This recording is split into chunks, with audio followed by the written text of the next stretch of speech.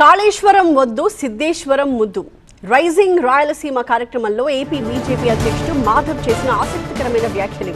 సీమకు కాళేశ్వరం లాంటి భారీ ప్రాజెక్టుల భారం అవసరం లేదు. సినిమాల వల్ల రాయలసీమపై తప్పుడు అభిప్రాయం ఏర్పడింది. ప్రపంచమంతా రాయలసీమ వైపు చూసే రోజులు రాబోతున్నాయి. సీమ త్వరలోనే పవర్ ఆఫ్ సౌత్ ఇండియా కాబోతోంది అన్నారు మాధవ్.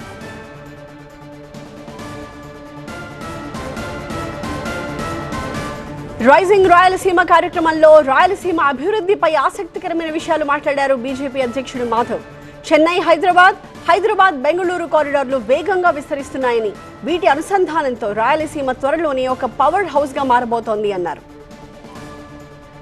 ఇవాళ కాళేశ్వరం లాంటి ఇంకొక ప్రాజెక్ట్ మనకి భారం కాకూడదు. ఆ విధంగా భారం కాకుండా ఏ విధంగా చేయొచ్చు, తప్పనిసరిగా చేయొచ్చు. ఆ విధమైన ఆలోచనలు మనం తీసుకురావాలి. ఆ విధంగా సిద్ధేశ్వరం అలుగు మొదట మనం ప్రారంభించాం. దాని తర్వాత అనేక రకాల మిగతా అన్ని ప్రారంభం. ఎందుకు ప్రారంభం కాలేదు?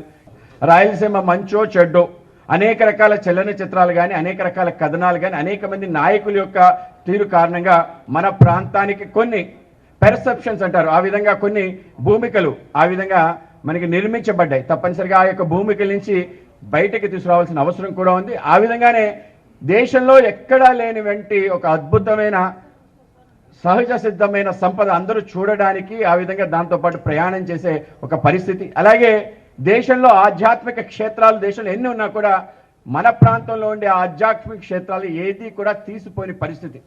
దీనికి ఉండే అన్ని అవకాశాలు ఏ ప్రాంతానికి లేదనేది సత్యం. ఈ ప్రాంతానికి సంబంధించిన ఏదైతే నిర్మాణమైన ఆలోచన ఉందో అది తప్పు అనే విషయాన్ని కూడా అందరికీ కూడా తెలియజేసే ఒక పరిస్థితి. 11 క్యారిడార్స్ లో 3 క్యారిడార్స్ రాయలసీమ నుంచే ప్రయాణం చేస్తున్నాయంటే ఈ ప్రాంతం దేశంలో ఎక్కడా లేదు. కేవలం ఈ ప్రాంతం గుండానే 3 ఎకనామిక్ క్యారిడార్స్ నడుస్తున్నాయి. కేవలం ఇక్కడికే కాదు, మొత్తం చుట్టుపక్కల ఉన్న అన్ని రాష్ట్రాలకు కూడా ఇక్కడి నుంచి వెళ్ళే కర్ణాటక కానీ, అటు తమిళనాడు కానీ, అటు తెలంగాణ కానీ ఇక్కడి నుంచే వెళ్లాల్సిన పరిస్థితి త్వరలో రాబోతుంది. ఆ విధంగా ప్రారంభమైంది.